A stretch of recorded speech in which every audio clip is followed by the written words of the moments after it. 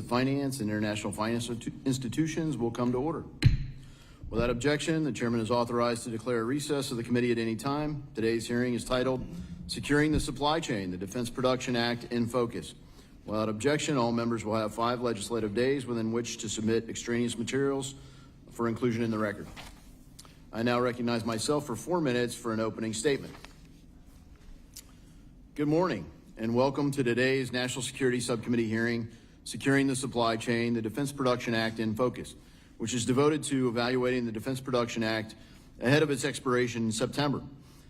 This year, this subcommittee has had a June hearing and a July briefing that provided fundamental overview of DPA for members of Congress. We convene here today at Wright-Patterson Air Force Base because of its significance in implementing DPA's Title III through Wright-Pat's hosting of major Air Force commands involved in defense acquisition. This ensures that Title III funded capabilities are integrated into operational systems. It affects the base sustainment activities and enhances its ability to address national industrial base vulnerabilities. My colleagues and I are grateful for the opportunity to address the critical role of Wright-Patterson Air Force Base in executing DPA's Title III authorities and the urgent need to modernize and enhance these powers to strengthen our national security. We will feature 2 panels, the first offering military officials' perspective on the current DPA functionality, and the second panel incorporating feedback from civilian defense contractors from our region on today's procurement landscape. Enacted in 1950 during the Korean War, DPA was designed to secure America's industrial base for national emergencies, prioritizing domestic production over foreign reliance. Today, as our dependence on foreign critical materials, semiconductors, rare earth materials, pharmaceuticals grows, the DPA's importance is undeniable. However, from 2018 to 2024, there's been a significant change in the pace of some of the Title III activity. The COVID-19 pandemic exposed a reactive posture, proving that waiting for crisis results in a delayed response and not always well thought out. Modernizing DPA demands a proactive approach to bolster domestic capabilities. Wright-Pat is central to addressing these challenges. Through the Air Force Research Lab's Executive Agent Program Office, Wright-Pat manages Title III projects to expand manufacturing capacity for advanced materials, but also for older technologies. And nevertheless, limitations persist. Streamlining the DPA process could enable faster agreements and expand flexible contracting. Increasing funding flexibility would allow Wright-Pat to prioritize emerging technologies as well as improving existing supply chains. Reauthorizing DPA offers a chance to reset and realign its authorities with today's threats. By enhancing Wright-Pat's role through simplified procurement, expanded funding, and proactive collaboration, we can rebuild a more resilient industrial base. I urge this committee to consider an opportunity. I urge this committee to reconsider the Defense Production Act and the opportunity we have before us to modernize it.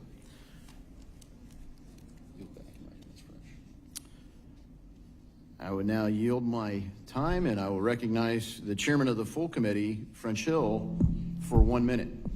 They had 4 minutes on the time. Well, thank you, Mr. Chairman. It's great to be here in your home state of Ohio and here at Wright-Patterson with our colleagues. America is navigating one of the most dangerous and complex global threat environments in recent history. Our adversaries are accelerating innovation, scaling production, and heavily investing in their national defense capabilities. It's critical that America keeps pace and expands our dominance as the leader in the free world. That requires not just military might, but economic resilience, financial agility, and industrial strength. During today's field hearing, we'll explore ways to use the Defense Production Act to secure supply chains and strengthen our domestic industrial base, while ensuring that our federal agencies have the tools they need to meet 21st century threats. The DPA needs to be anchored in its strategic goals embedded in the Truman administration, but be modernized, reorganized, and focused for these 21st century challenges. I thank Chairman Davidson for his leadership on our subcommittee and look forward to today's discussion. I yield back. Thanks, Chairman Hill. Today we will divide our witnesses into two panels. For the first panel, we welcome the testimony of Mr. Jeffrey Frankston, the Acting Deputy Assistant Secretary of Defense for Industrial Base Resilience at the Office of the Assistant Secretary of Defense for Industrial Base Policy. Also, Dr. Charles Ormsby, Acting Director of the Materials and Manufacturing Directorate at Air Force Research Laboratory. We thank you both for taking time to be here. You will each be recognized for 5 minutes to give an oral presentation of your testimony. Without objection, your written statements will be made part of the record. Mr. Frankston, you're now recognized for 5 minutes for your oral statement. Thank you, sir. Chairman Hill, Vice Chairman, Committee Chairman Huizenga, Subcommittee Chairman Davidson, Representative Moore, good morning. Thank you for the opportunity to speak with you today on the critical role the Defense Production Act plays in ensuring the United States maintains the industrial strength needed to support the interim national defense strategic guidance and sustain its competitive edge. It's an honor to speak to you for this aviation geek in this facility to talk about the industrial base and building back to where we need to be. Unlike some of the airplanes in this facility, the DPA is not a Cold War relic. It is a vital statutory tool, one that enables the department to identify and respond to industrial shortfalls, reinforce supply chain integrity and resilience, and accelerate production in support of urgent operational needs. In an era where geopolitical competition is intensifying, particularly from China, industrial capacity remains a key determinant of our deterrence. We continue to see challenges that test our industrial resilience, and we have seen renewed cyber attacks targeting U.S. aerospace and shipbuilding firms, expanded Chinese restrictions on exports of critical minerals, and mounting cost pressures on cross defense manufacturing. Our shipyards are overburdened, our munitions suppliers are operating at maximum throughput, but still falling short of surge demands.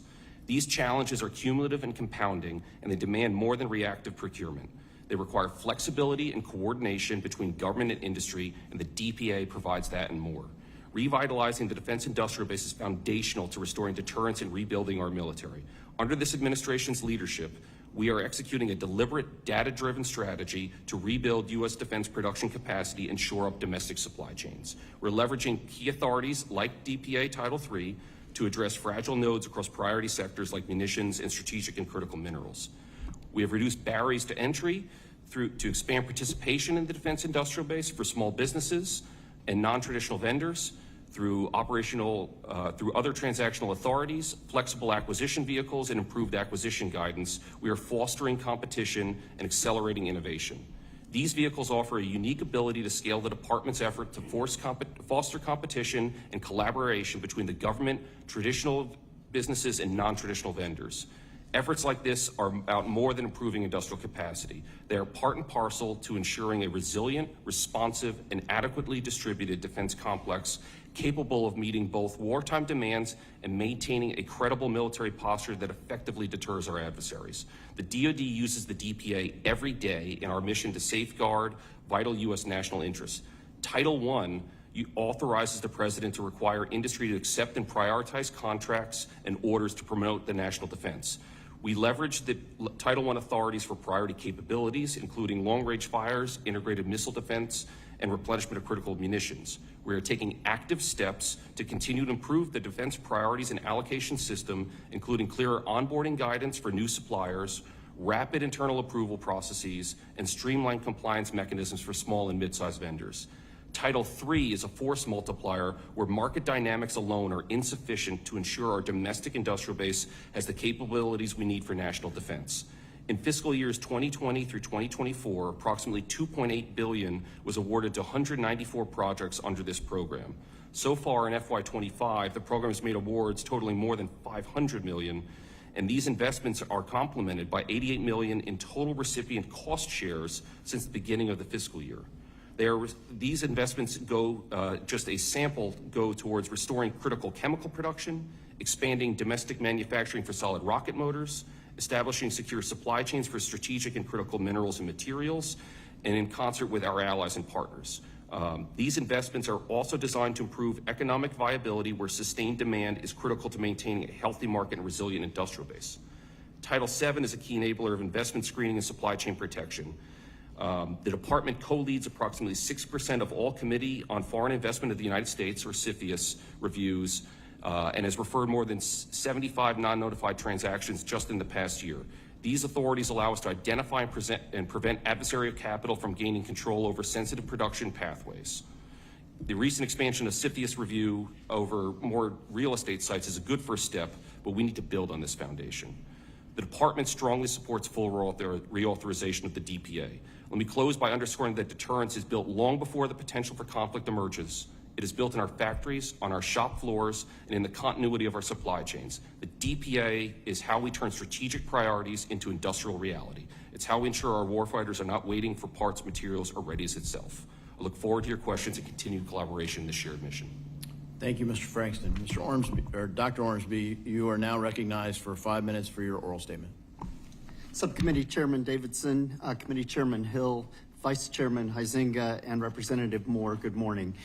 Thank you for the opportunity to testify today. I'm happy to speak regarding the Defense Production Act Title III program.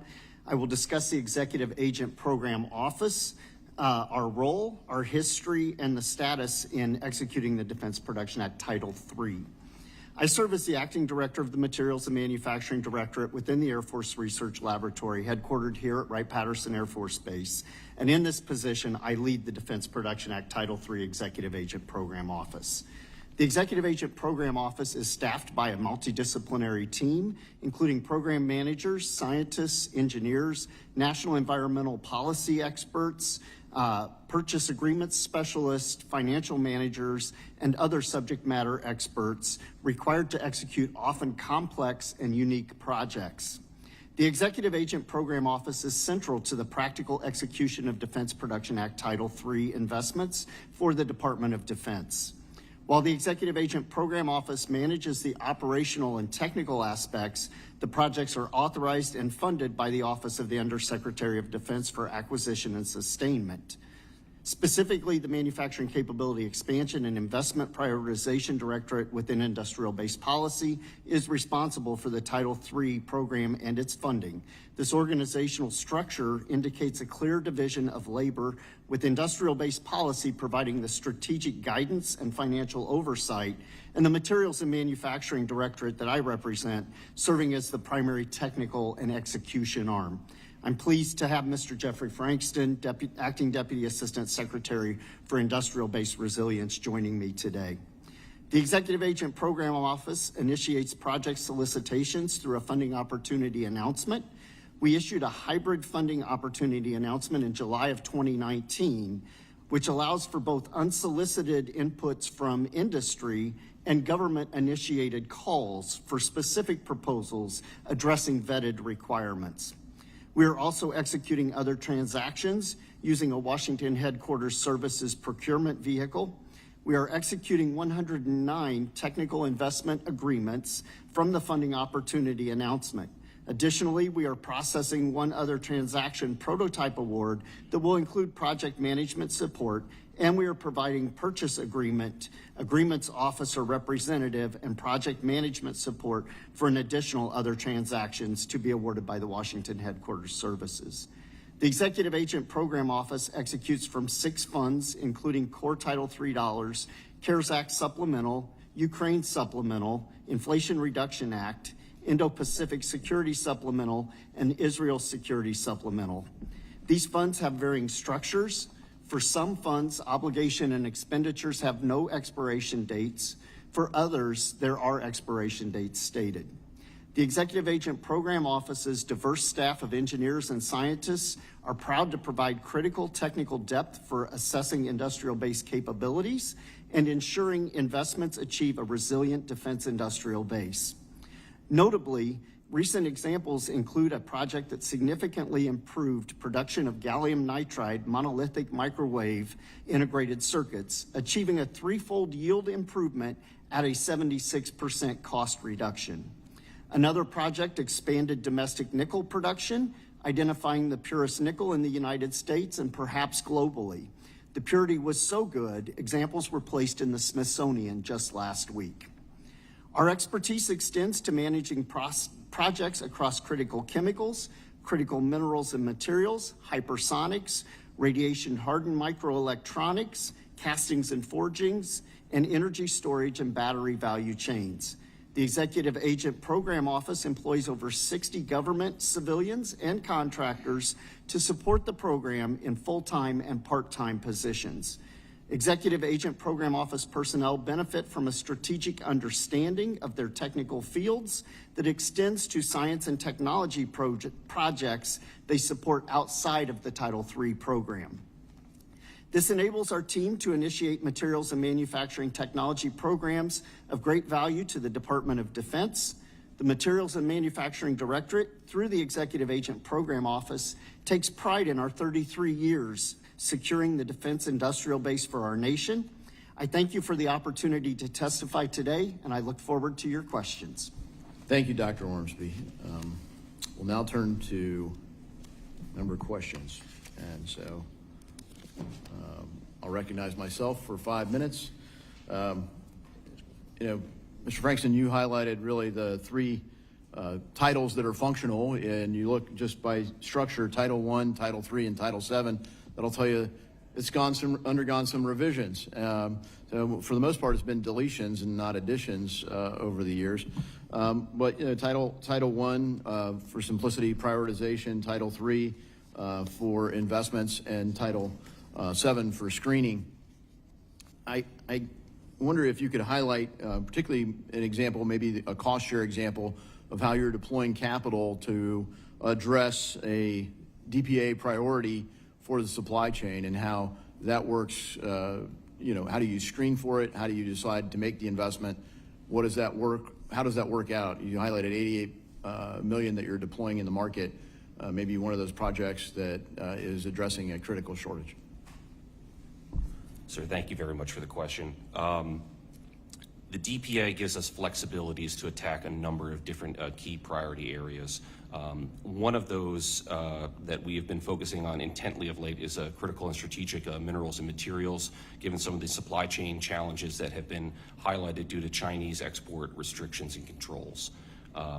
We have recently put out a couple of projects just in the last few weeks, but previously to those, we have a number of projects where we give just a little bit of dollars with DPA, and that comes to a cost share either from a private equity or venture capital for those projects. A lot of times we are just giving a signaling to the company to show that we have a sustained interest in this priority capability or mineral in this particular case, and that is what these companies are needing for their own investments or to get outside banking help and support to sustain their critical mineral production.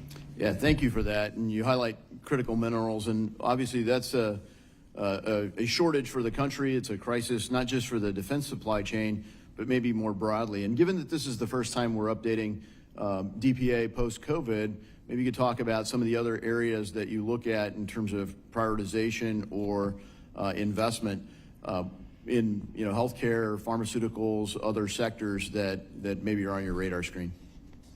So thank you. Our current priorities are critical minerals, missiles and munitions are at the top of our list. There are many other sectors where we have critical shortfalls in our defense industrial base. Minerals and materials are at the basis and the fundamental nature of everything that we do. If we do not have a particular mineral, it doesn't matter if we have 95% of all the other ones for a particular weapon system, we're still short because of that requirement. And so that has our direct key focus and attention. Missiles and munitions are our direct way to project force and enable capability. And so we have challenges to meet the needs that our nation demands for the conflicts and the adversaries that we may face. And so we are deploying our capital, deploying DPA to get after key shortfalls, to expand capacity ahead of a conflict, so that we are not short once the balloon goes up. Yeah, thank you. I mean, it's an adaptation of a different quote, but you go to war with the supply chain you have, not the one you wish you had, right? And Dr. Ormsby, you've highlighted both cutting edge technology and then more mature technologies like castings and forgings. And I wonder if you could highlight in your work how you balance those needs to really meet the national security threats that we need to address. Yes, sir. Thank you for the question. I would say that first off, it is absolutely a partnership with Mr. Frankston. He sets the priorities, we execute the programs, so he sets the balance of the portfolio. But we do have a number of projects in the last several years that have focused on castings and forgings for Navy applications, for Air Force applications, as well as I said, balance across microelectronics needs, hypersonics needs, you name it. Really set by the priorities coming out of OSD, and then we go out and work with the industry partners to actually execute the programs. Yeah, thank you. And not only is Wright Pat central to the capability to run procurement and the materials command, the cutting edge procurement at AFRL, we also have capability at threat assessment. And so it was nice to bring some colleagues in and highlight the capabilities here at Wright Pat. So again, thanks to the team for hosting. I'll yield my time and now recognize Chairman Hill. Mr. French Hill is the chairman of the full committee and represents an area of Little Rock, Arkansas. Thanks for both of you being with us today, and greetings from Little Rock Air Force Base and the 19th Air Wing in Little Rock to everybody here at Wright Pat. Mr. Frankston, let me start with you. Looking at Title I, just on the priority setting, I'm a business guy, so I'm going to ask a pretty obvious question, which is if everything gets a priority rating, what's a priority? It's a great question, sir. Thank you very much for the opportunity to answer. So we spend a lot of time working with the services, hearing from industry about the prioritization matrix. All DoD orders are generally given a higher priority just to compete against civilian markets to ensure that we get the weapons and the capabilities that we need. But we work daily with our services and our industry counterparts to be responsive when an issue is raised, when there's a conflict on a particular prioritization. That in and of itself, giving it a priority rating doesn't solve the issue if there's still a challenge in the supply chain itself. That's where DPA, Title III, and the other authorities that we have to go resource that supply chain come in. But we will flag it and raise it for attention, and these have our highest priority to be responsive when a bottleneck is raised. Does that mean that you really have a super priority system? That should the DPA processed, should the advisory council, for example, you set DoD priorities, but you have a different grade that's a step above that when there's a bottleneck and it's a DPA priority, and make that distinction so that instead of 2.5 million priorities over the last 5 years, that there are fewer that are directly related to the specific benefits of Title III, for example? Sir, there's two ways we approach this. Okay. So one is we have something called the DX rating. It does not actually stand for anything, but that is our highest priority systems. Yeah. And so there's a handful of those because to your point, there is only so many silver bullets that you could spend from a prioritization, but these are given to our most sensitive, critical, urgent capabilities. And so they do have a little bit of a step above the rest. Alternatively, we also have within Title I something called special priorities allocations, where we work down at the lower component level. So where we find that there's a bottleneck or a key widget or item that is a choke point in supporting multiple programs, we can work to prioritize that, work with the services, work with industry, and then, if necessary, given a capacity shortfall or other challenge, we then would deploy DPA Title III to help. So in Title III, if you look back over the past 5 years, it has been very active. What's the civil service and contractor breakdown in your chain of command? So we have a very small but highly skilled and empowered team. I only have a handful of people on our side, and it's similar, I would think, with AFRL. I have one DPA Title III manager. I have a couple other civilians that are assisting. I have one DPAS, so our prioritization manager. We have several billets that we're trying to fill, and then we have a handful of contractors behind that. With the support from the Congress and our administration leadership, we have support to expand that, but it's necessary to manage the breadth and scope of both the program and then the challenge in front of us. Well, given the pressure on the supply chain from the current conflicts around the world that you've talked about in your opening statements, and then this existential threat to reshore or friendshore our strategic needs that are so competitive. How many additional staff do you think you need that would accelerate the application processing? And how do you quantify what is a right speed on application processing?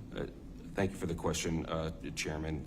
We feel that at least 2 more civilians for each of the programs and titles would be useful. We're conscious of not becoming a large staff that adds bureaucracy to the process, but a couple of trained, skilled civilians. Luckily, we have support for our leadership to move out on this. And then with some requisite contractor support, but then also we rely on the partnership with our services, like AFRL, but then all the other military services who are helping us evaluate, assess, and ensure that when we make an investment or plan to make an investment, that there is a receiving end of that investment, whether through an industry partner or a program office, to ensure that that investment is worthwhile. Good. Thank you, Mr. Chairman. I'll yield back and look forward to the second round. Thank you, Mr. Hill. I now recognize the Vice Chairman of the full committee, Mr. Huizinga, who represents Western Michigan. Thank you, both Chairman Davidson, Chairman Hill. Appreciate the opportunity to be down here. I actually represent the Battle Creek Air National Guard facility up in Battle Creek. We had a briefing earlier with someone from the 110th Air Wing, and I just want to say thank you and extend my gratitude to them. They operate the MQ-1s and 9s out of Battle Creek, and obviously that is part of the portfolio that we're talking about here.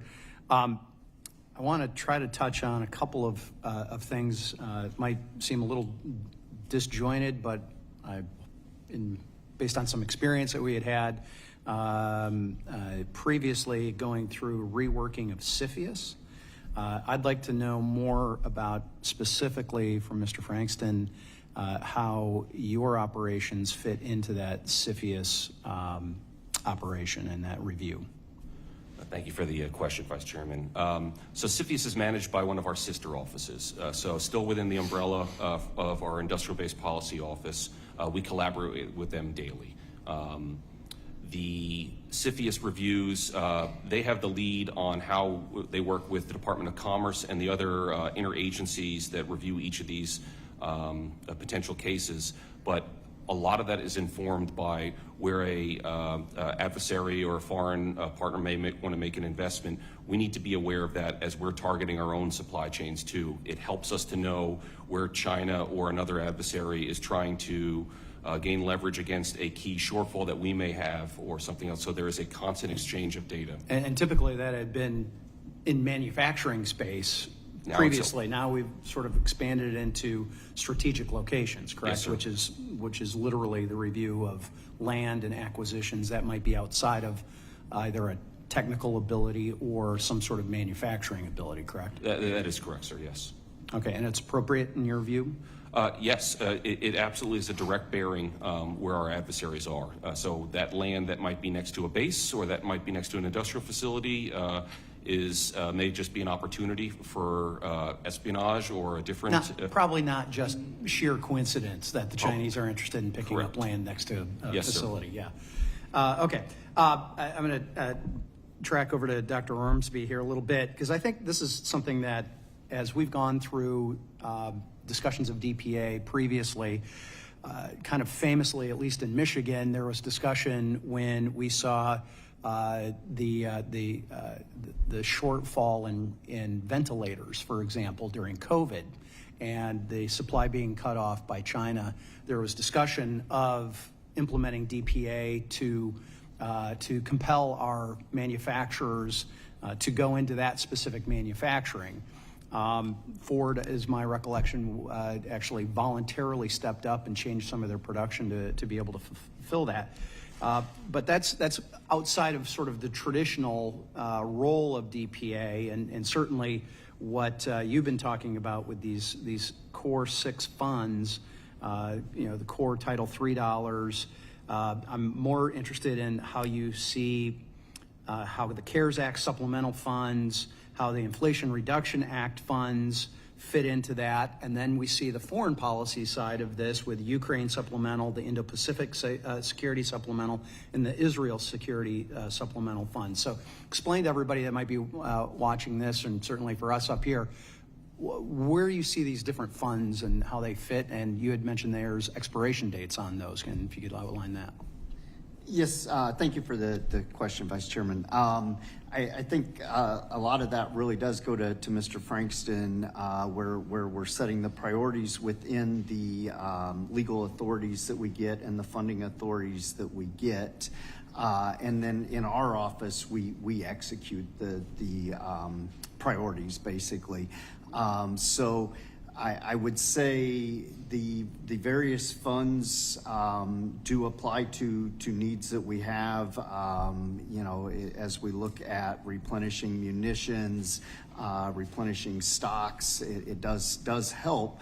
The expiration date issue that you bring up can be a bit of an execution hindrance for us, to be honest with you.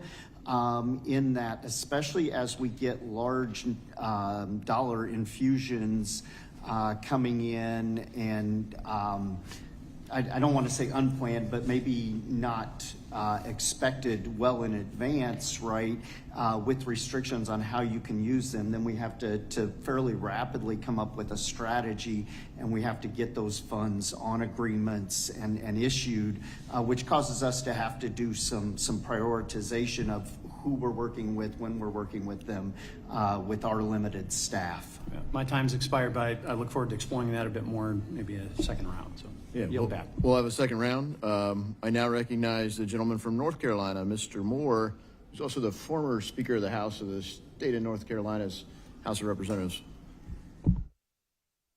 Thank you, Mr. Chairman, and thank you for hosting us here. This has been an incredible visit, and this is an absolutely amazing facility, an amazing base. I'll tell you, with the continued consolidation of our domestic industrial base, it seems to me more important than ever to recognize and support the critical role of our existing industry. Like back home in North Carolina, for example, we have a lot of companies that contribute greatly to the supply chain when it comes to national defense. In Shelby, which is actually my home county, we actually have one of the very few copper smelting and refining facilities in the United States.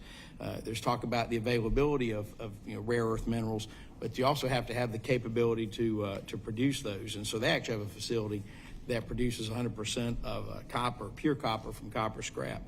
And the Department of Defense, of course, has identified high purity copper as a strategic metal essential to our national security. So, Dr. Ormsby, with copper being DOD's second most utilized material, which China, though, currently controls, as I understand, 50% of the global smelting capacity, what are the national security consequences when our domestic smelting and refining capabilities lag behind those of our global competitors?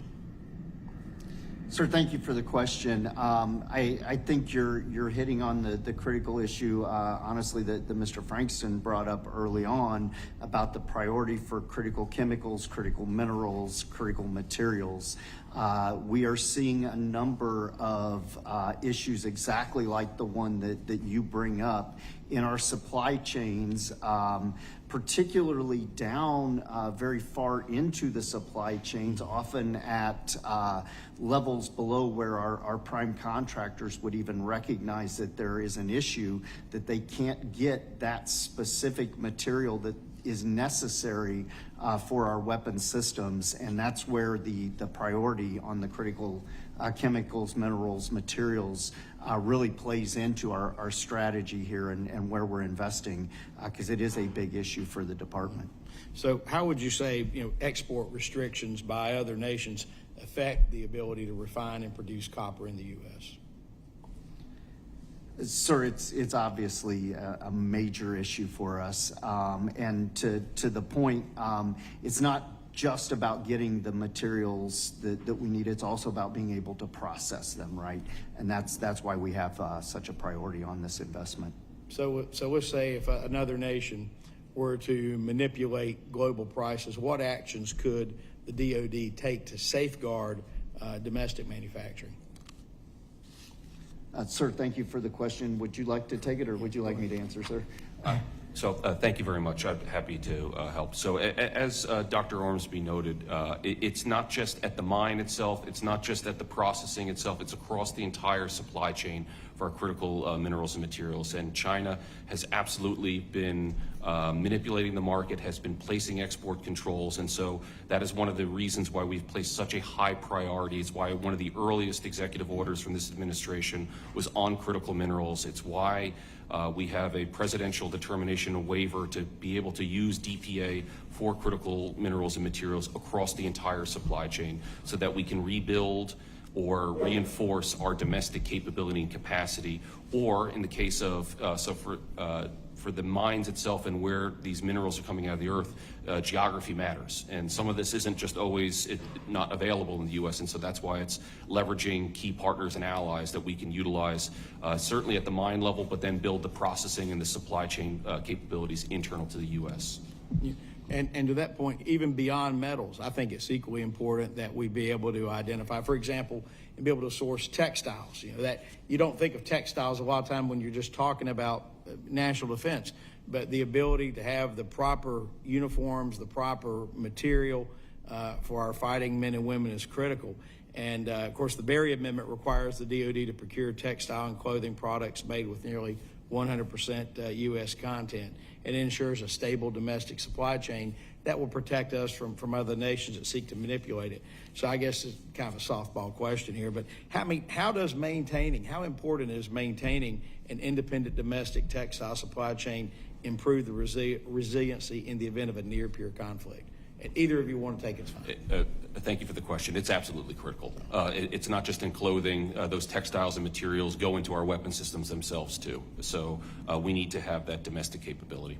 Yeah, we're very proud in North Carolina to have a significant production capacity of textiles. So Yeah, I won't start the fight about being the home of flight since we're in Ohio right now, but we do have some textiles. I thank the gentleman. We'll go ahead and start our second panel now, and so I'll recognize our second round, not the second panel, second round for this panel, to be more precise. So recognize myself for 5 minutes. And talking about flight, you know, they do have some beautiful real estate in North Carolina, but we do have the engineers here in Ohio. So I knew it was going to go there, development Mr. and Chairman, tech is, but I did start it. So. is here in the birthplace of aviation. Now the dialogue with Mr. Huizinga really, I think, highlights, you know, the coordination necessary across multiple federal agencies, and of course on Article 7 or Title 7, when you're looking at CFIUS, for example, threat assessments, things like that, it's important. In Title 1, I think Chairman Hill highlighted that, you know, if you've got 100 priorities, you really have 0 priorities.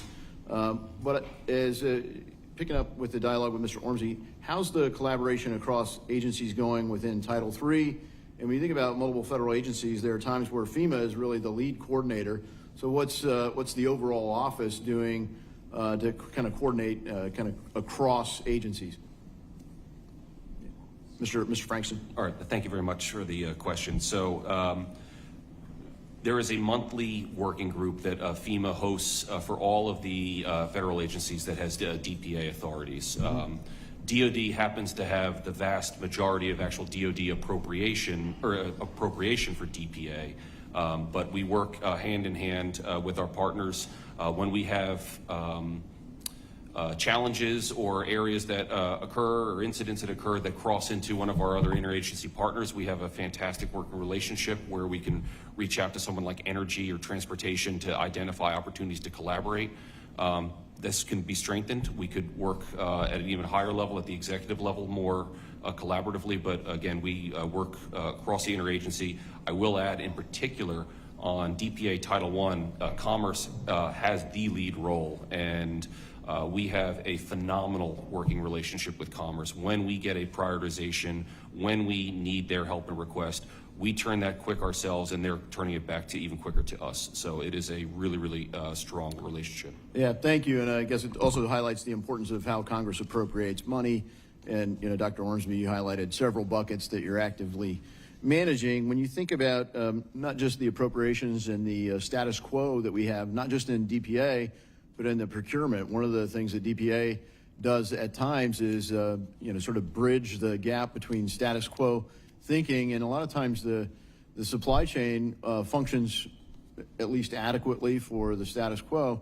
The real question is, when you have those moments of crisis where you have to surge, how resilient is the supply chain? How important is it to maybe use some of what we're learning from DPA to look at the rest of the procurement process, or be able to waive even our own procurement process? And I think, just to illustrate, SpaceX out there, gave us deep space launch capability that we were, for a while, dependent on Russia. Atlas is still under development using status quo traditional procurement operations. So at a certain level, the supply chain arbitrage was really part of the success story there. So, how do we make this better? Yes, Chairman Davidson, thank you for the question. I think you're hitting on a key issue that we have right now.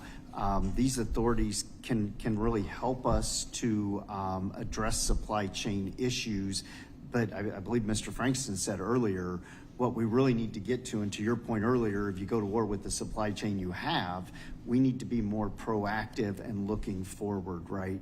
Because we've already identified a number of strategic problems in our supply chain where we need to address those issues. These authorities have been very helpful to us in doing that. I think they're just part of the puzzle, to be honest with you. There are a number of other tools that we have also, from our science and technology portfolios to other investment opportunities. But I believe we need a whole of nation approach, honestly, that looks at everything that we have to be able to start to proactively prepare for a surge. What we saw during COVID as the fund jumped up significantly in importance, and number of projects, number of dollars invested, et cetera. We mobilized very quickly. It was an all hands on deck kind of effort. And we have a number of lessons learned in how we've organized now that we've continued to try to be more effective and efficient in identifying issues and setting priorities. But I believe we have to keep that going into the future. Yeah, thank you both. My time's expired, and I now recognize the Chairman Hill for 5 minutes. Mr. Davidson, thank you, and I do recognize that Ohio is the birthplace of aviation, but the actual aviation took place in North Carolina, at Kitty Hawk, I think. And the University of Michigan's aeronautical engineering program was started by people who were connected with the right. So all the states here, we're all in good stead by being here at the birthplace of aviation. Mr. Frankston, current industrial base, does it have surge capacity? Where are we the weakest in our defense industrial base? Going back to my earlier point that we have wars underway with supply chain constraints, and we have strategic supply constraints. So what, down at the Pentagon, what worries you the most about surge capacity? Thank you for the question, sir. I'm a naval historian and analyst by education and trade, and Navy capacity, shipbuilding and ship repair capacity. We made some very interesting decisions from the peace dividend at the end of the Cold War, and we have a much reduced capacity for ship repair and ship construction. And this has been a priority of this administration through the Maritime Dominance EO and other critical areas that our office is supporting. As Dr. Ormsby mentioned, there's been a number of investments in castings and forgings. We have workforce training programs to expand, because that is something I'll also emphasize. For as much as we have the actual facilities and the equipment challenges, and we need to expand capacity, we need the people that need to be hired and retained in these industries, and have good, high-paying, quality, high-skilled jobs, and be there when we need to surge. Proud to be on a very, very cold winter day at Newport News last year to see the USS Arkansas christened, our newest fast attack sub. Proud to have her name back on a ship in the fleet. Dr. Ormsby, Title III grants, as someone responsible for executing that big picture strategy, do you receive feedback from businesses about how well mass production is working under Title III? Just a practical feedback question. Yes, Chairman Hill, thank you for the question. We do. What we really get from industry a lot, because they do recognize that we execute a lot of the projects, is those white papers and those recommendations of places where they see need for investment, where they are having issues in their supply chains, and we facilitate them getting in touch with Mr. Frankston's office to actually make proposals either through the other transactions or through our open funding opportunity announcement. That's good. How does the Research Labs ManTech program sort of bridge the gap between early stage innovation and scalable industrial capacity? I see this is a constant complaint in Congress, is breaking into the supply chain, which the president's taking action on, which I'm fully supportive of. But once in the supply chain, if you're an early stage development company, how you can scale up. Tell me about your bridging there. Yes, sir.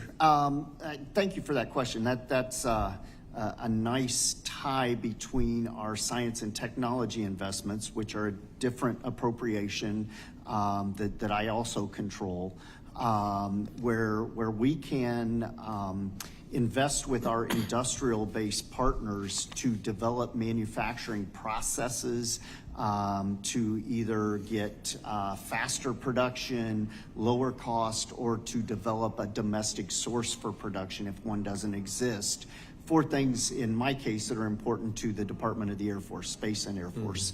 There is a ManTech program in every service so that you can take the cookie cutter to the other services. Yeah.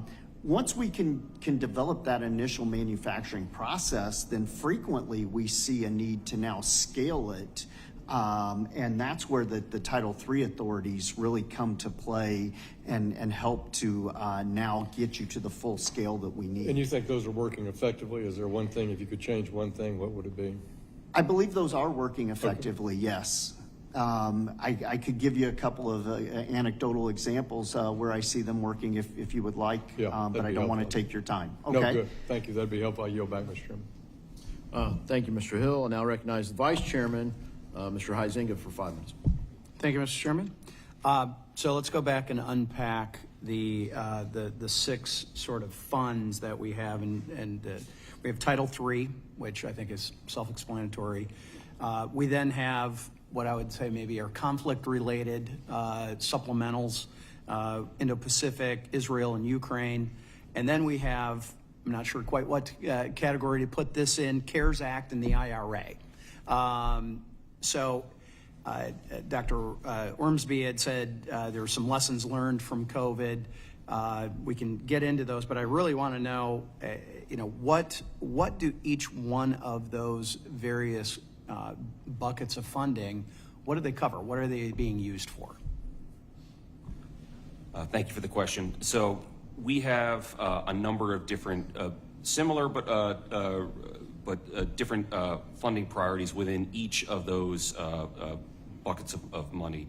And the Ukraine and Israel supplementals, much of that went towards our missiles and munitions productions, where we found that when we tried to surge some of the key weapon systems that we're supporting and providing in support of those conflicts, the dollars went to those, whether through solid rocket motors or castings and forgings. To expand capacity? Yes, sir. Okay. But generally, to expand capacity, just when we knew that we weren't able to ramp as much as we needed to based on the numbers that we needed for our own needs and then what we were providing overseas. How about Indo-Pacific? Same thing. So it's some different munitions, different types, but generally the same areas. We have shortfalls across munitions, which is where each of those funds were targeting. Okay. How about CARES and IRA? What was that money used for? CARES and so this was before my time I in understand. But a lot of it went towards. And not all of us up here supported necessarily all those expansions. So I'm just trying to figure out, what the expiration dates might be on that. Is there a need to be continuing parts or those programs at all? I'd be happy to get you some additional details for the record on the specifics on the timeline for the rest of the money and the expirations and where it's going to, sir. Okay. Do you have any examples of what CARES or IRA was used for? Sure. So some of it went to ventilators, some of it went to needles, syringes, protective equipment, a lot of just medical. Basically where we were seeing a shortfall in Correct. supply chain. Yes, sir. Okay. Title III, I think, was self-explanatory. I want to touch on this remaining little couple of minutes here on chips and production.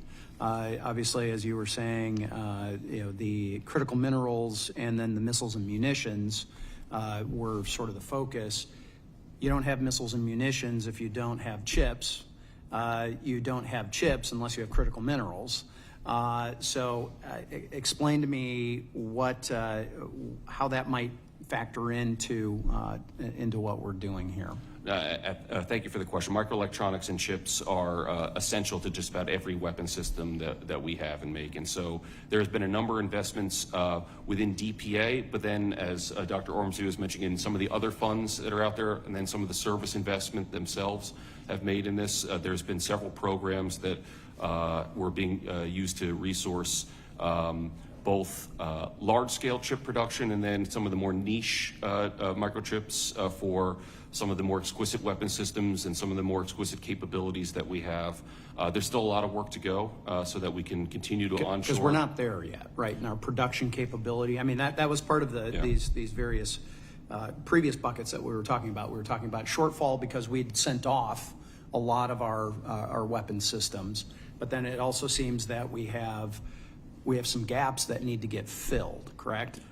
And is DPA trying to fill those specifically when it comes to chips production, vis-a-vis what we see production here in the United States versus what is produced overseas? Yes, sir, and it ranges across the supply chain too, just because whether it's the actual foundry or the production of the wafer itself or the mineral, as you mentioned, that goes into it, we need to secure both the supply, not just of the raw material, but the processing, much of which went to China over the last 30 years. And so it is a concerted effort to bring back not just the material, the mineral itself, but where that chip is being manufactured in all aspects of its supply chain. And finally, you are part of any CFIUS review of that, correct? I am not personally part of the CFIUS. But CFIUS is part of that Yes, review? Sir.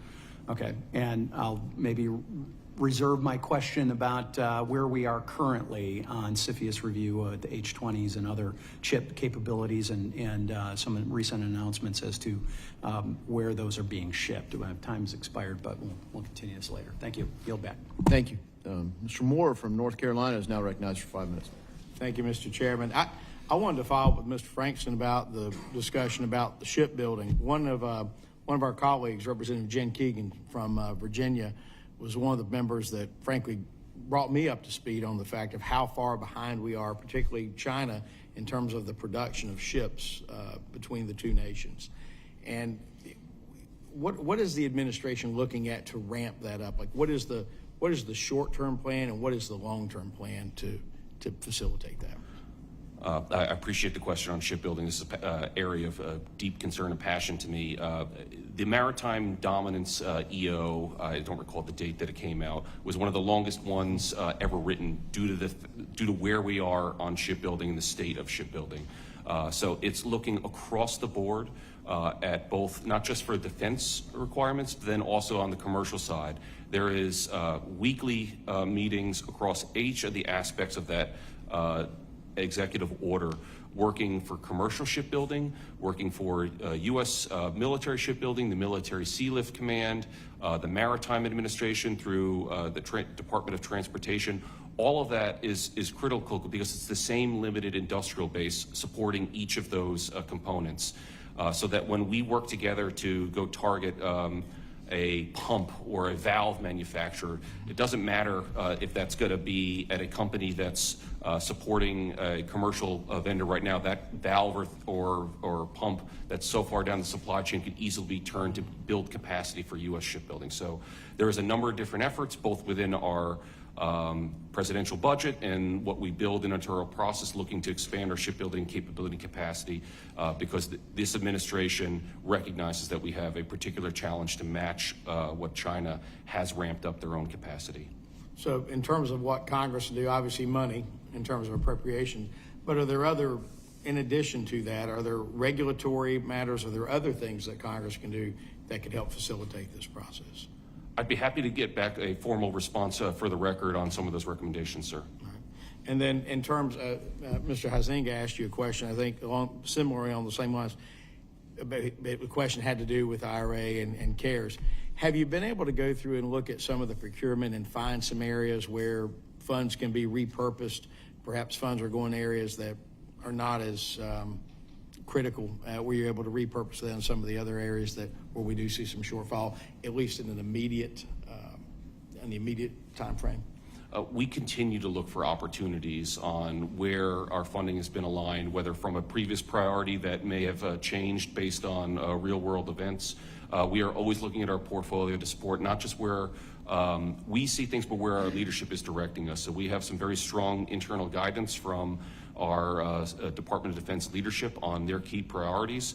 So critical minerals and missiles and munitions are two at the top. And so we are looking across our resourcing areas because, again, you cannot build a missile, a fighter plane, a jet, a tank, a ship if you don't have the raw materials, the raw minerals, nor if you have the weapons to actually use from that platform. All right. And Dr. Ormsby, would you like to respond to that same question as well, sir? Yes, sir. Thank you. I appreciate the question. I would simply add, not only reevaluating the priorities and continually looking at the portfolio, but then there are also times when, for various reasons, we start down a path of making an award, and in the end, the company doesn't agree to the terms. They change their business strategy, our priorities change, what have you, and then that gives us another opportunity as well to then redeploy those funds for a different priority. What I would ask is that as you supply further response as appropriate, provide advice for Congress in terms of ways to streamline the process or to improve efficiencies.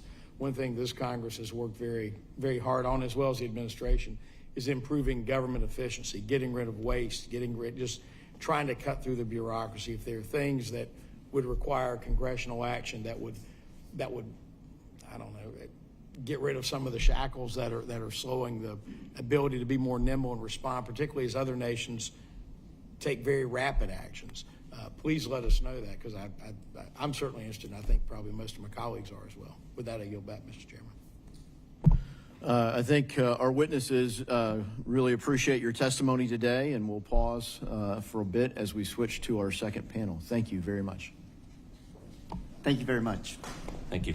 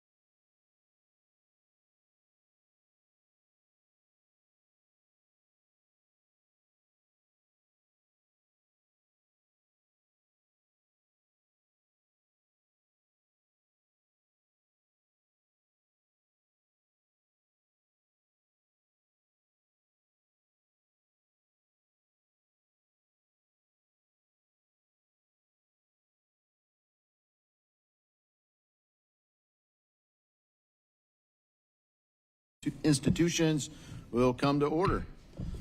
I'd like to thank thanks again to our first panel of witnesses, and so now I'd like to welcome our second panel of witnesses.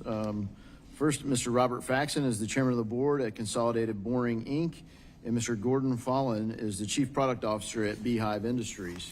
We thank you both for taking time to be here, and you'll each be recognized for 5 minutes to give an oral presentation of your testimony. Without objection, your written statements will be made part of the record. Mr. Faxon, you're now recognized for 5 minutes for your oral statement.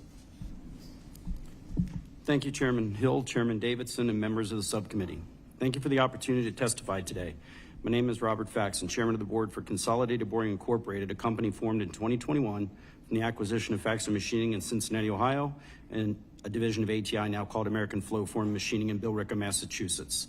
These two companies represent almost 100 years of combined manufacturing. My testimony represents the most accurate and truthful representation of the current situation that I can offer based on my personal interactions with both government and industry, and is totally of my own opinion and may or may not represent the balance of the CBI team.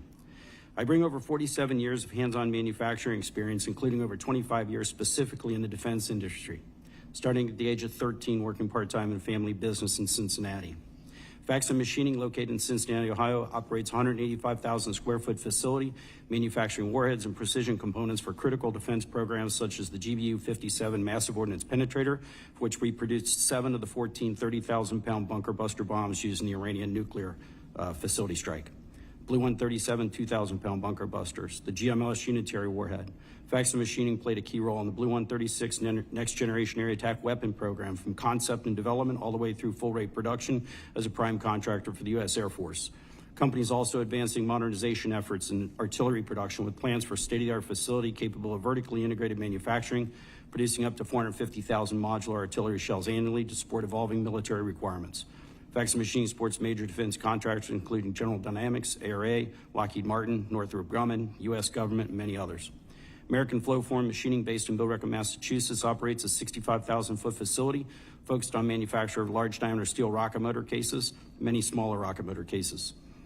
Over 1 million rocket motor cases have been produced in this facility since its inception. AFM supplies parts for missile systems, including Stage 1 Mk-72 rocket motor case for the SM-3 and SM-6 missiles, Stinger tow rocket motors, and is launching production of rocket motor cases for systems like the ground launch SDB-1 for Anduril. AFM also has been contracted to produce Mk-104 and GEM-T Patriot rocket motor cases. Additionally, AFM supports programs such as Zuni, Mk-22 mine clearing systems, just to name a few. We're actively engaged in innovative companies to support projects like Golden Dome and Iron Dome. National security and defense industrial-based challenges. The demand for large steel rocket motors, especially those 13 inches and larger in diameter, is growing rapidly due to today's evolving geopolitical environment. For example, the combined demand for the Mk-72, Mk-104, and GEM-T Patriot cases is approximately 3,000 units annually, far exceeding current AFM capacity of 350 to 400 large rocket motor cases. AFM is uniquely positioned to address this shortage with a proposed vertically integrated rocket motor case factory capable of producing 3,000 cases per year.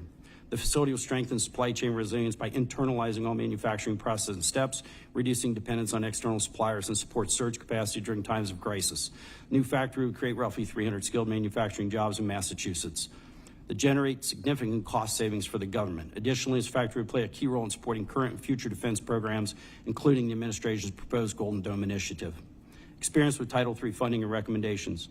AFM has worked closely with the Defense Production Act Title III office during its efforts to secure funding for this factory expansion, and has submitted a Title III funding request for a new facility. While the potential impact is significant, process from application to award has proven lengthy and complex, which can be discouraging for smaller companies to pursue these opportunities. This delay risks leaving critical defense manufacturing capacity unmet amid urgent national security needs. To address this, I recommend multi-year predictable funding and streamlined application process to reduce uncertainty and incentivize timely project starts. If industry is being asked to move at the speed of war, then our partners, being the U.S. government, will also have to move at the speed of war. While the primary focus of this funding is the defense industrial base, it's equally important to support and strengthen the broader industrial base, including commercial and non-DoD manufacturers, so that these companies remain financially viable in the marketplace and can rapidly pivot to defense production if needed. This approach not only enhances national security, but also promotes reshoring, supports high-skilled jobs, and ensures a more resilient and competitive manufacturing ecosystem overall. Conclusion, the investment reforms I've described are vital to securing our nation's defense industrial-based manufacturing future. With the right support, Consolidated Boring Incorporated, through its operating companies, Faxon Machining FM, stands ready to deliver the critical capabilities our military requires, and respectfully request that the Title III submission, already accepted but not yet funded, be funded not only for the original amount, but also for the additional amount necessary to meet current demands. This is not only important for our company, but for the entire defense industrial base. These efforts can take years to complete under normal circumstances. Several of the key pieces of equipment necessary for the rocket motor factory will need to be manufactured from the ground up. Designed, built, tested, run off, and installed, and in some cases will take well over 2 years to complete before additional production can begin. If anything were to occur that impedes a normal operating environment, these timelines could stretch even further, potentially delaying completion by several years. The stakes are too high to risk such delays. Failure to act now could leave the United States without sufficient rocket motor production capacity to sustain a prolonged or high-intensity conflict, placing both our national security and our warfighters at unacceptable risk. Act now and be responsible. We must act now to be responsible stewards in meeting the known and immediate needs our military leaders have clearly challenged us with in order to properly support our warfighters and our allies. Thank you for your time. I look forward to your questions. Thank you, Mr. Faxon. Mr. Follin, you're now recognized for 5 minutes for your oral remarks. All right. Thank you, Chairman Davidson, Chairman Hill, and the distinguished members of the committee, including Representatives Huizenga and Moore. I appreciate the opportunity to speak with you today on the critical role that the Defense Production Act has in strengthening our nation's defense. I'm Gordy Follin. I'm the Chief Product Officer of Beehive Industries. At Beehive, we're a U.S.-based manufacturing company with over 300 employees at locations in Denver, Knoxville, and also in Cincinnati. In fact, we just opened an expanded facility down in Loveland, about 30 miles south of here, last week. So it's great to be with you today. We specialize in additive manufacturing of jet engines for uncrewed weapon systems, counter-UAS platforms, and drones. Beehive's mission is powering American defense, and we're all in on helping the U.S. and allied nations replenish their weapon stockpiles, which have been depleted over the last decades by global conflicts. Let me provide just a little example to put this challenge in context. Every month, Russia bombards Ukraine with over 700 drones, launched in swarms of hundreds at a time, wreaking havoc across the country. The Ukraine, to defend itself, relies on advanced missile defense systems like the Iron Dome and the Patriot systems provided by the U.S. and its allies. These systems work great, but there's two big problems. First of all, the Russian drones come from Iran. They cost about $50,000 a piece, and they can make 6,000 plus a year. The projectiles used in the Ukraine systems to shoot them down cost between $1 and $4 million a piece, and right now we can only make about 2,000 a year. So problem one is it currently costs the Ukraine about 50 times more to defend itself than it costs Russia to attack it. That's the opposite of deterrence.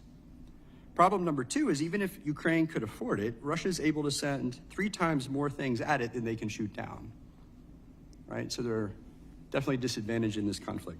And this is just one example.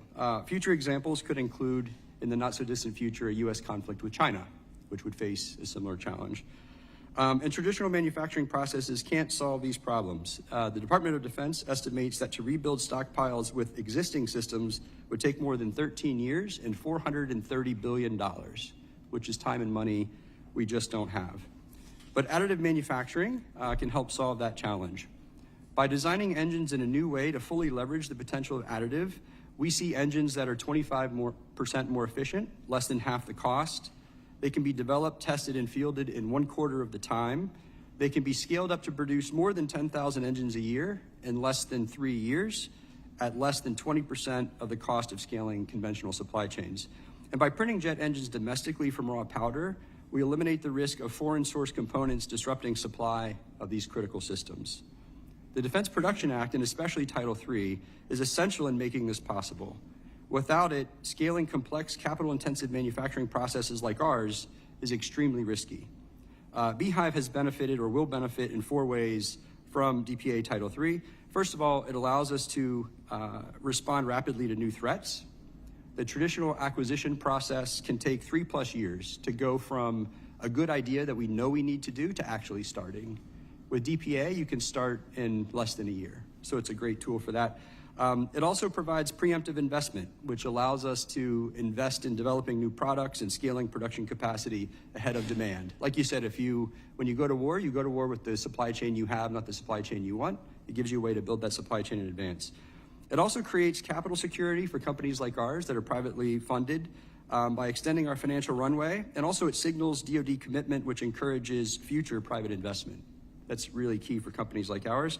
It also secures access to critical materials like high-temperature metals, which Beehive relies on to make its products. To maximize the benefit and effectiveness of Title III, Beehive, we have 4 recommendations for the committee. 1, preserve and clarify Title III authority to support innovation that delivers capability at scale, also called prototype to production transitions. This is how we get capabilities to the field faster with lower cost and risk. Our second recommendation is tailor Title III programs for agile advanced manufacturers. Make it more accessible to non-traditional defense companies by streamlining contracts through OTAs, adjusting cost share requirements, things like that. Recommendation 3 is continue to strengthen domestic supply chains for high temperature alloys, nickel, superalloys, and titanium. I think we've talked about that quite a bit today. Good progress, just need to continue. Those inputs are vulnerable to geopolitical risk, yet essential to products like propulsion. And the final recommendation, align Title III efforts with allied industrial base initiatives, especially NATO and AUKUS. One great thing about additive manufacturing is it allows flexible distributed manufacturing, but it can only happen if there's standardization and coordination across nations. So in summary, the Defense Production Act is the government's most important tool for rapidly responding to defense needs in times of crisis to protect our country and secure our future. Beehive urges the committee to act decisively in reauthorizing and modernizing this essential law. Beehive Industries stands ready to partner with the Department of Defense, our allies in this committee, to confront these new challenges and ensure our warfighters have the tools and technologies they need when they need them. Thank you, and I welcome your questions. Thank you both. So we'll now turn to member questions. I recognize myself for 5 minutes. You both highlighted the need to surge and surge capacity, and Mr. Faxon, you've certainly been part of that supply chain over the last few years as we've surged things to various areas, Ukraine in particular with munitions. I wonder if you could highlight how you could use capabilities that are in DPA to possibly refine and provide a bridge for capabilities with the existing kind of status quo acquisition program. So if you look at arsenals or other programs, how do you use the private sector to provide surge capacity, and how can DPA help us do that? That's a good question. Thank you. One of the concepts that we had is, if you look at the defense industrial base, it was undermined by the commercial industrial base. All of our factories that made sewing machines made 45s in World War II. So there was a conversion of the commercial industrial base to the defense industrial base. Now we're focused very intensely on the industrial base, which is fine. I understand this committee. But if we were to invest in a facility to increase defense industrial base, if we added funding to increase commercial in a modern, technology-driven, cost-effective factory of the future, that commercial aspect not only offsets financial requirements for that facility to maintain its solvency, but it also can be converted back to defense if necessary. And if the defense gets good and everything gets better, then you take the defense and you convert it back over into the commercial industry. This supports our reshoring efforts that the tariffs and the current administration is pushing. It develops the commercial industrial base, so that this is the seed for private investment to grow that commercial sector. I think focusing strictly on defense has limitations, and I think that the financial obligations later is going to be the word sustainment. They're going to have their hand out for sustainment of these facilities. If we build a factory such as the artillery factory that we proposed, it would serve as a model to any other component. It could be aircraft, it could be automotive, it could go in a washing machine. But the automation necessary takes funding to develop. It's a bleeding edge. Following it will be a leading edge. So DPA funding to support a known requirement, such as modular artillery components, not your standard 795 deep forged, but your modular artillery rounds, that manufacturing technology, we would open our doors and have competitors and other industries come in and view it and duplicate that mentality and put that into other commercial applications. That's how DPA funding could set a tone for a commercial base. Yeah, thank you for highlighting that. And you look at the capability, flexible factories, and the adaptive nature of some of the technology you guys are employing on your factory floors really is the tip of the iceberg in terms of what's possible. And if we can incorporate that with our approach here, I really think we can respond to the times we're in. Mr. Follin, you highlighted how Title III helps you turn around a project faster. Instead of 3 years, you can do it in the first year.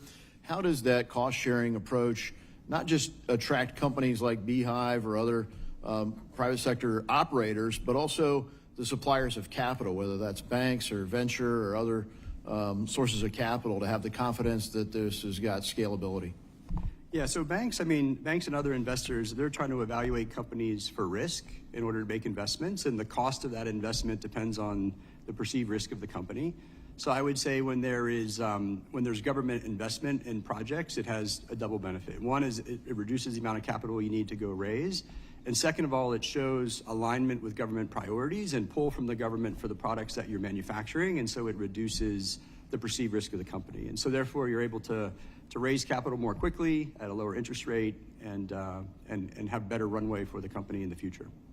Yeah, so it's one thing, though, to send a demand signal. I mean, clearly the government wants these things, so why isn't demand enough? Why do taxpayers need to provide seed capital to certain sectors? And then how do you strike the balance between that and just turn it into a planned economy where you've got some central planner picking winners and losers? How do you get that right? Yeah, I think the defense industrial base has been through cycles, and we hear about forecasted ramps in production demand, but these are very, very expensive systems to ramp up for, right? You're talking tens or hundreds of millions of dollars of investment. So private industry will naturally want to wait until the signal is here to start investing, because essentially they're borrowing that money until the demand arrives, and sometimes it doesn't arrive. So I think basically this allows us to go out and make those investments, secure that, and not have to carry the risk of those investments actually getting put into full production at the timing expected. We'll have a second panel, but I'll yield my time and recognize the chairman of the full committee, Mr. Hill. Thanks, Chairman Davidson. Mr. Faxon, just continuing that same theme, you made some comments in your prepared statement about multi-year and sustained funding. Those were comments that you made. And then the speed of war.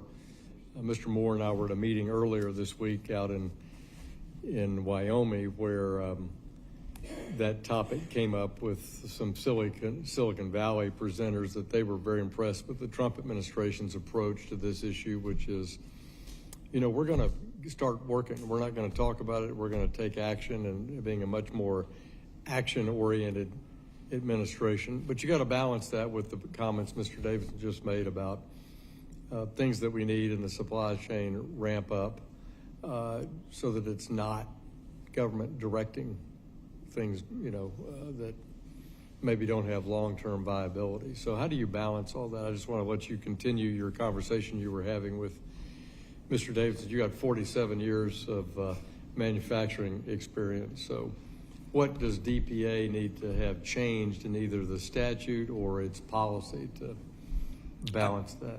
I think components of that, thank you for the question. The components of that are actually built by several of the questions already came up.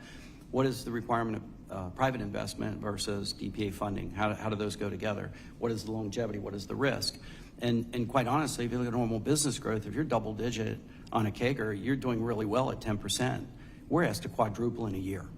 So these ramp-up cycles aren't conducive to your typical business growth. As a matter of fact, if you tried to do that in a normal manufacturing business, and I'm not talking about a high-tech or something like that, but in hardcore manufacturing, high-capital businesses, if you go to the bank and say, I'm going to quadruple in a year, I think they'd rip up your application and throw you out. So these ramp-up rates are a key component. The industrial base of it, when we look at what the longevity is, how long will you commit to how many rockets you want to buy? We don't really have that, and we don't make this back in a year or two. In fact, our investment in the factory, because of vertical integration and cost savings, offers approximately a 10% per unit cost reduction. So if you really looked at a business cycle of ROI for what we're asking for, the government at that pace would be paid back in 10 years on cost reductions of purchased products. So financial feasibility is not just welfare, give me money and I'm leaving. It's I'm going to give back to you. Now, if the government doesn't require that quantity over that period of time, you don't get your return on investment. That's true, but you're the one asking for it. I don't go broke because the bank wants me to answer for it when I'm not really the one who's demanding the product. So that circle of debt, longevity, and flexibility with the commercial viability, I can't emphasize that enough. Leading edge technology, whether it's software, hardware, physical presses, or technology, is in most cases transferable. And when we're going to reshore things, we're not going to do it at twice the cost. We're going to have to be competitive to make that successful, no matter what anybody says. They say buy American, but there's a price tag associated. We have to be more competitive. We can take these specific demands, put them in a true ROI, and if it does or doesn't pan out, we still led engineering and manufacturing to a higher level and a higher capability level. Can I get you to break that down and use a practical example? You cited in your testimony, for example, that normal production of motor cases was 350 to 400 or something like that, but the demand was 3,000. Yes. So talk practicality here. To get up to a 3,000 motor case run rate, what kind of investment had to be made and over how many months did it take to achieve that? Just to use that practical example you referenced in your testimony. High level, our original was around the $80 million investment for 1,300, which is roughly 110 per month. When you look at the scalability for that, you want to start with a greenfield for the efficiency and the long-term return. You don't want to put a Band-Aid on something you currently have. You go ground up. So the facilitization in the first year is pretty much non-return on quantity. There's minor input improvements. In year 1 to 2, certain pieces of equipment can be acquired, take our original capacity and supplement that within year 1 to 2. That helps significantly. In year 2, most equipment is on the floor and gets evaluated and run off in year 2 to 3. So you have a small incremental step in year 1 to 2.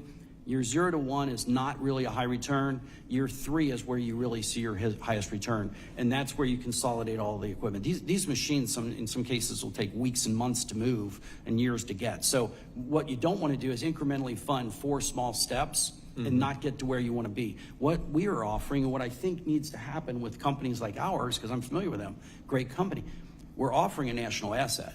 We're offering something for the next 30 years, not 4. This is not a 5-year investment. This is setting a tone and a departure from typical manufacturing. We're not going to win if we keep doing what we've done. If we buy what we've had 10 years ago and it lasts 20 more, this world doesn't stay still for 30 years. Thank you. We'll continue this discussion. I yield back. Thank you, Chairman. I now recognize the Vice Chairman of the full committee, Mr. Huizinga, for 5 minutes. Thank you, Mr. Chairman. You're going to hear a central theme on this. I leaned over to Chairman Davidson when he finished, and I said that's virtually exactly what I had written down as my question. I was just going to use slightly less pejorative language when it comes to central planning, but I think that's a lot of the question, concern, feedback that I think not just from colleagues but from taxpayers that we hear, which is, why are we making these investments into an industry that isn't needed? Well, you can't predict war, right? Well, you can't predict mass war or something, a conflict like what was happening in Russia and Ukraine. And I want, Mr. Faxon, you did a phenomenal job explaining it from your perspective on what was sort of the ramp up in the need. Mr. Follin, I'd like you to maybe expand on that or give us your take as well. I mean, you talked about perceived risk, that really this is sort of, in a way, the government funding might be that bell cow, as some might say, right? That it's others are going to follow that. They're going to view that as a lead. Oftentimes, though, when we are doing our appropriations, we want to see, end of fiscal year production. We have a much different timeline than you might have. And I'm really curious, do you believe that the programs that we have, one, allow you to build the capacity for not just an immediate, but for long term? How do we maintain that? 2, do you have the flexibility to innovate and explore within those programs? And one of the sort of the central themes of a truly free market is the ability to fail and learn from that failure. We don't like that when we're sending taxpayer dollars. We don't want to see failures, but are there enough places where you can take lessons learned and apply it so that we do have a stabilized production base? Yeah, thank you for that question. It's a great question. I'll start with the last piece first. In terms of the ability to fail, I think when you use DPA Title III dollars to support development, then it allows the government to partner with industry as they're developing the product, as we're understanding what are the risks and challenges that it takes to bring that product into full production. And then we can kind of navigate that together as we learn and come up with solutions to solve problems that invariably come up through the development phase. So I think DPA allows us to partner in that phase versus if we were doing it on our own dollars, we'd be trying to figure it out on our own. And sometimes the government can have solutions or resources they can bring to bear to also help in those situations. Yeah, let me interrupt you super quick on that. I mean, this is called the Defense Production Act. So I think that makes a lot of sense to people when it's defense related. Are we focused enough with the DPA right now? Is it really into that defense mode, or have we wandered away from that core objective? Yeah, so my personal experience is primarily with DPA for defense, so I can't comment necessarily on the percentage of funding that they make outside of defense. I would say that my experience so far is that it is focused on the priorities of the administration of the DoD. So in our case, like we're working on these critical munitions that I think we've heard talked about as a priority from the other folks in their earlier testimony. So I feel like it is focused in areas that are important. I think could it be improved? I'm sure it could. What I would say is in terms of, does the funding support ramping up to actually support the rates? What happens if volume changes? How fast can you change?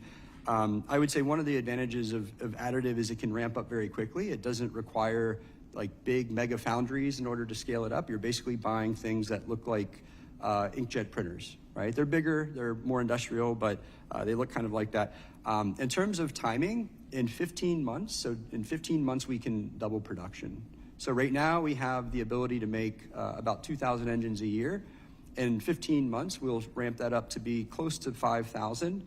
And then another 15 months after that, we could be ready to support close to 10,000, which is what we've been given by the DoD as a target. So again, you compare that to 100 years of manufacturing things conventionally, and we can make 2,000 a year, right? So it's really promising, I think, what it can offer. The other advantage of additive is it's easy to distribute.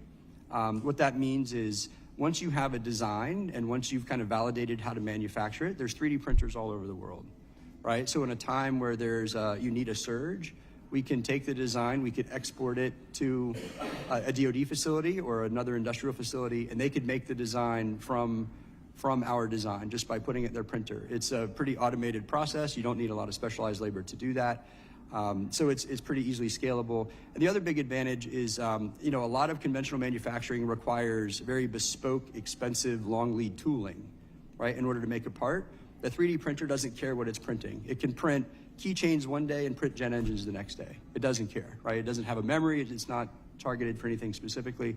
The other advantage of that is as priorities for the DoD change, we can change what that capacity is being used for, right? So Beehive has picked this mission because this is a big priority for the DoD, and we think it's probably the area where additive manufacturing is most fertile.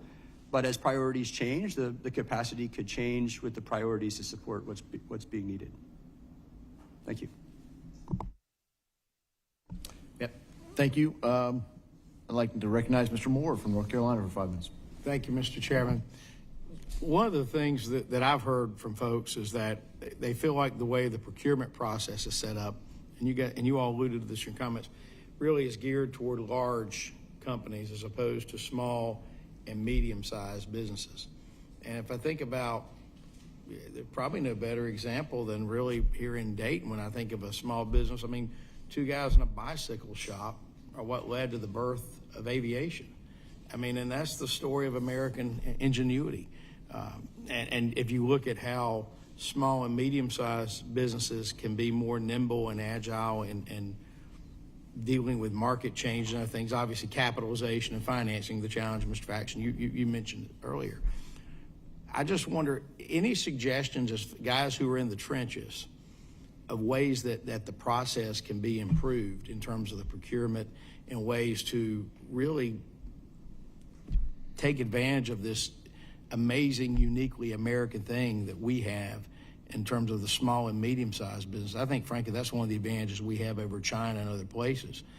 Any suggestions on how we change that to fully utilize that?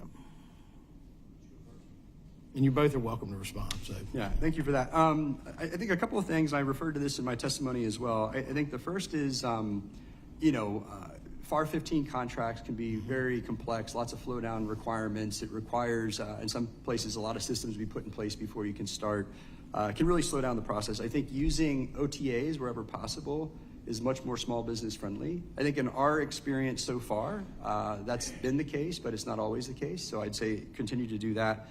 The other big one is if there's a way to reduce cost share, I think it absolutely makes sense. You want companies to have skin in the game as well, right? You don't want them just to be gambling with government dollars. But right now, I think on average, Beehive's cost share on its programs is between 50 and 80%, right? And so again, these are still large investments. I mean, Beehive's invested over $300 million to date. There's not a lot of companies that can do that, not a lot of small businesses that can raise $300 million to put ourselves in the position we're in. So I think from my perspective, those are the two big ones. Also, I think for a new small business, the process is pretty complex.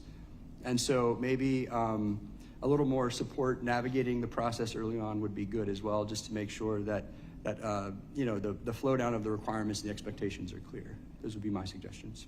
Okay. Thank you. Mr. Faxon. I think from a bureaucratic standpoint, I wouldn't have any really strong input. What I would think is there are a lot of people out there that if the DPA committee did a search for key capabilities and targeted the mid to small sized businesses, get out and go see them. Take people with enough authority and understanding to make an evaluation on the spot. Give them a checkbook, give them authority, get in front of the people, have a discussion, evaluate them quickly face to face, size up the companies, see what they can do, ask them, bring them into the fold, go see them. I think that would be my encouragement to it. It's not a meeting that we all leave here and go to our different worlds. Go see them, solicit them, bring them in, show them the path to be able to do what they want. There's many Americans out there today that are highly talented, work 12, 15-hour days if given the chance and the avenue. I think going out to see them eye to eye, that would be my suggestion. And then in terms of doing that, so a small company develops, for example, the prototype. Ms. Fawn, you mentioned about, like, you know, the 3D printing that can be done, but it sounds like maybe the capitalization to take that prototype, which is needed, into full ramp production.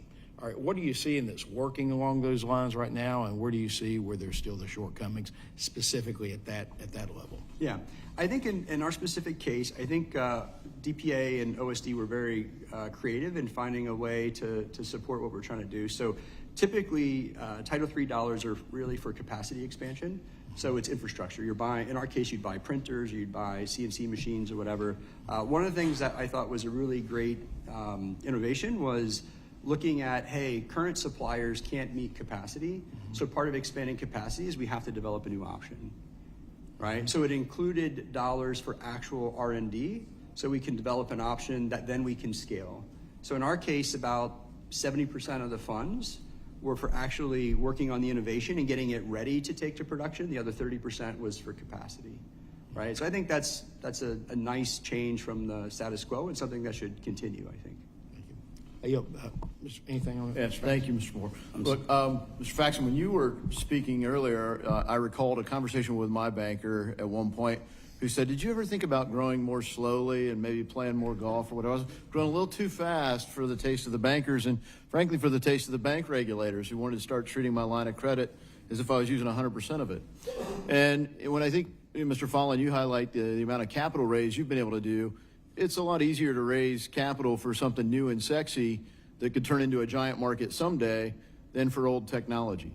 And, you know, as promising as additive manufacturing is and capability, it still can't do everything that you can do with a cast part. And certainly getting the hardness and capability out of forgings, that's old, not so sexy tech.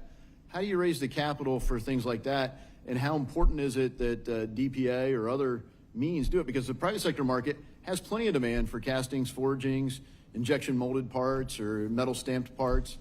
But if we lose that capability, which largely at scale we have already, we don't have surge capacity in our country. So maybe if you guys could highlight and touch on that. Sure. I mean, you know, in a missile, only a small part of it is printable, right? So I think to the point made earlier, if you're missing one part from a system, then you don't have the system, right? So I think it's not a one-size-fits-all approach. I think you have to look at kind of holistically across the whole system, where are the bottlenecks and how can you address those bottlenecks. So you know, our view is like additive manufacturing does play a key role, but it's not the only one. And there are other areas that are going to need support as well. So businesses like Mr. Faxon's, right, they make a part of the weapon as well. And it's not additively manufactured for the most part. It's got conventional manufacturing, but those things also have to be ramped up in order to support the ultimate final demand. Thank you. I think something I would add is when we talk about the defense industrial base, there's really a broad variety of technologies. I'm incredibly impressed with the capability of additive. We're not going to make a 30,000-pound bunker buster bomb through additive. That's not on next week's agenda. But what is important is to say what companies can fit what roles. There are companies like Boeing and Northrop. If you want a fighter plane, don't talk to me. But if you talk about subcomponent and component levels and it's block and tackle, it needs to be done, takes a lot of hours, equipment, it's just work, then you can go to these other places. And I think if you really want to increase the capacity, you've got to define where the requirements of the work scope is. We don't make satellites. We don't communicate with laser beams. But what we do is we make metal parts. If you can allocate some of that capacity to this mid-level small business, they'll bleed for you. They'll be dying to get that business. Now, that leaves capacity and other things for the more technical things that the larger companies really are good at. So I think that's important to differentiate what the work scope is. It's not all the same. Thank you both. I recognize Chairman Hill. Thank you, Chairman. I wanted to follow up, Mr. Follin, on some of your testimony. You made reference to accelerating contracting tools. Could you elaborate on that? Yeah, I think the primary comment is, OTA contracts or other transactional authorities give more flexibility in terms of terms and conditions, and also Can you give us an example? Just compare one, non-using that to using it. Yeah. So, for example, there's two primary ways to do contracting. One for defense. One would be like through a FAR 15 contract, which requires much more detail in how you plan to allocate costs, much more detail in how you roll up costs. You have to have cost accounting audits performed on various components.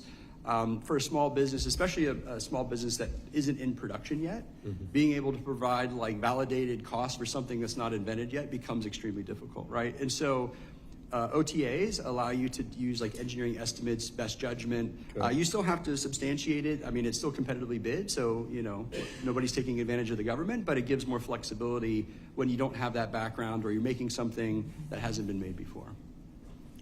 Another piece of your testimony I thought was interesting. I do think we have to have critical elements made here, whether it's particularly in the defense arena.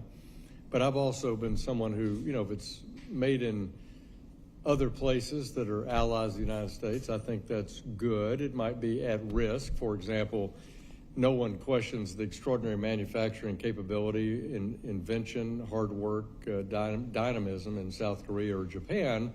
But as a supply chain, if we were in a Pacific conflict, that would be not the ideal location. So this idea of friendshoring, I think, is important to collaborate and spread that out, benefits the entire allied nation in case of a global conflict, whether it's in Europe or Canada or the U.S. or in Asia. So tell me a little bit about alignment. You make your point about the allied industrial base. So the work your two companies are doing and the designs you take, those would be, as you say, duplicable in your particular case at Beehive in those other industrial bases. Is that right? And what do we need to be doing differently in DPA to reflect that? Yeah, I think what I'm referring to in my testimony is really around like having like common standards so that when if you're trying to offshore a design, if we're going to take our design and send it to Australia as an example for them to manufacture, I mean, the closer the systems are together, like we use a certain kind of printer, if they use the same kind of printer, then the design is directly transferable. If they're using a different kind of printer, then there's a lot more You think development. Mr. Frankston's doing that? Is he doing a good job of that over at DOD? You think that is inside, particularly the Five Eyes countries, but our principal partners, is that the standard that we try to do that? Or no? It's hard for me to say from my seat. I don't have full visibility of it. I would say that my experience so far is not obvious that it's true. Okay. But that's an area we could collaborate on, ask questions about and improve. Okay. Yeah, that's right. I think I yield back, Mr. Chairman. Thank you, Chairman. I recognize the Vice Chairman of the full committee, Mr. Huizinga. Thank you. And I'm going to actually kind of continue where the chair was going with this a little bit. three of us up here have a side gig of being on the Foreign Affairs Committee as well, and I had actually been the author of the AUKUS submarine authorization. And we've seen some pushback on that because of a capability, or I'm sorry, not capability, but capacity issue. And I think it was Mr. Follin, you had talked about sort of the 4 recommendations that you and Beehive had. We've kind of gone over the support the reauthorization of Title III. We talked a little bit about the more agile non-defense manufacturers being able to qualify. It seems like we were heading down that road of number 4, the allied initiatives, how we align with those, and if you need to expand, either one of you expand on that. But I also want to go visit what I think was your number 3 recommendation, talking about high temp alloys being needed, and so touch on number 4 with our allies, but then how do we then address this need for the high temp alloys? Thank you. So, yeah, I think the places where the alignment makes sense is, do we have the same materials available at the partner nations, right? So, the process for how you manufacture these things does require some commonality. So if the alloys are similar composition, or preferably the same composition, meet the same specs, that helps the process a lot. Also, like I said before, the infrastructure, like different machines will require different programming, different interfaces, and so having some understanding of what that looks like at each location would enable you to be able to distribute the manufacturing much, much faster. And then there is still some specialized labor at the end of the day. You have to assemble these bits and pieces into an engine, and that takes some time. So if you can plan these things in advance and kind of manage it as a program, then you will, when you actually need to flip the switch, you get there a whole lot faster. So that's really what I'm referring to. Do we have current alignment? I think it's yet to be determined. From my perspective, I think. How come? What needs to happen for you to determine that we have that? I think again, my experience is limited just to Beehive's experience, I would say, but I think we're kind of pre-production, and so maybe we're not at the point yet where that would start to happen. I will say we have a contract with the Air Force. Part of that contract is to do a external production demonstration where we're going to take our design and send it to a third party and have them manufacture it. So I think that will be a U.S. party to start. So I think that's the first step in that direction. And then ultimately, I think it would be, hey, if we want to really take advantage of this forward, I won't call it forward deployment, but like distributed logistics, distributed manufacturing, then the next step would be to pull in these friendly nations and do a similar process, right? Just to anticipate the problems in advance. I think we haven't done it because the process isn't there yet. We're probably a year away from being there. Right, so it's something to think about for the future. How do we address this need for high temp alloys? Yeah, so I would say the number one problem we see are things like titanium. Most of the world's titanium comes from Russia and China, unfortunately, and titanium is a really common alloy in aerospace products. It's pretty high temperature capable, it's lightweight, and so there are North American titanium suppliers that are able to grow. I think investing more in those North American suppliers to scale up and be able to provide those materials is essential. There's also Canada has sources of titanium. There's other friendly nations. I think in the past they haven't been developed because there was a global supply and it wasn't needed. But I think it's one of the big challenges we face. I think Representative Moore, he talked about how in North Carolina there's like one of the only copper smelting plants left in the country. There's an element called rhenium, which doesn't exist in nature. The only way you can get it is from the smelting of copper.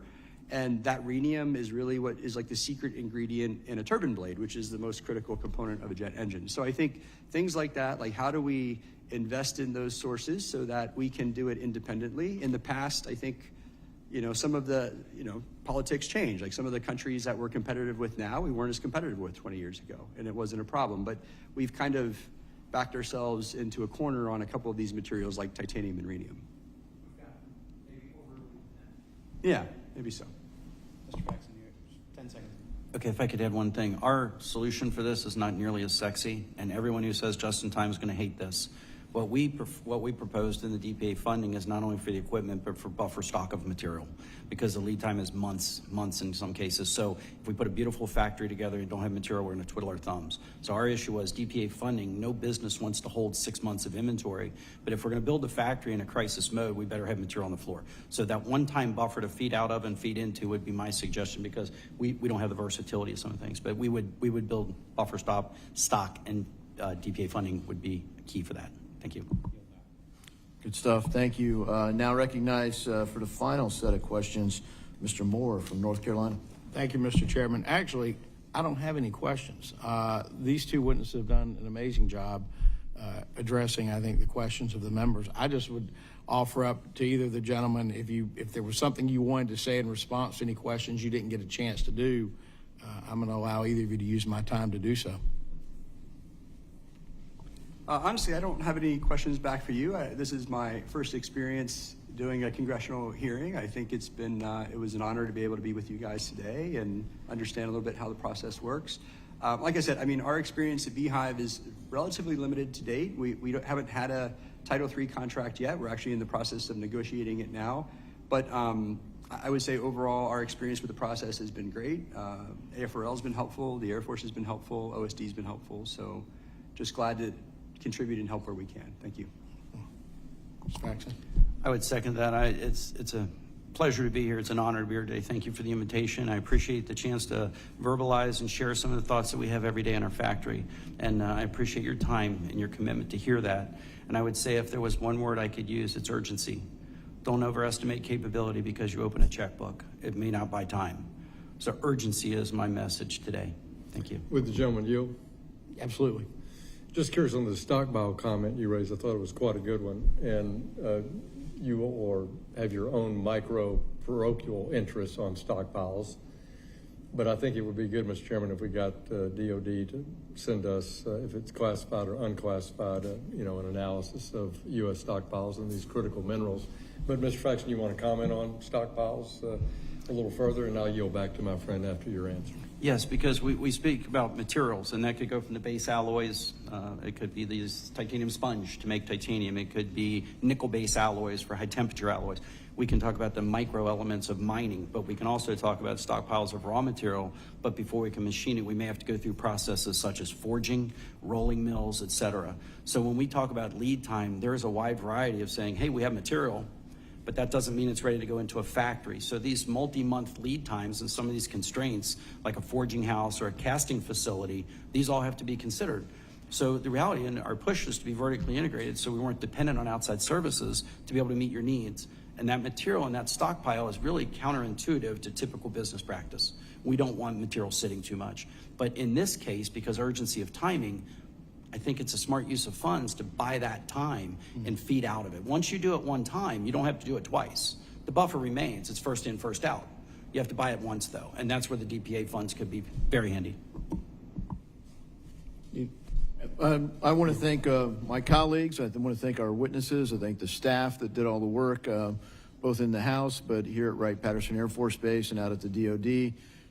Really nice to do a field hearing and bring this out in the community. I think it's a great way to highlight the capabilities really from around the country, but in particular, again, right here in the heart of it all in Ohio, and the great capabilities at Wright-Patterson Air Force Base and our own supply chain. But we have a huge challenge. It's great to see that we're talking about a whole of nation approach to it, and also with our allies. And so without objection, all members will have 5 legislative days to submit additional written questions to the chairman. The questions will be forwarded to the witnesses for their response. Witnesses, if you get them, please respond no later than September 17th. The hearing now is adjourned.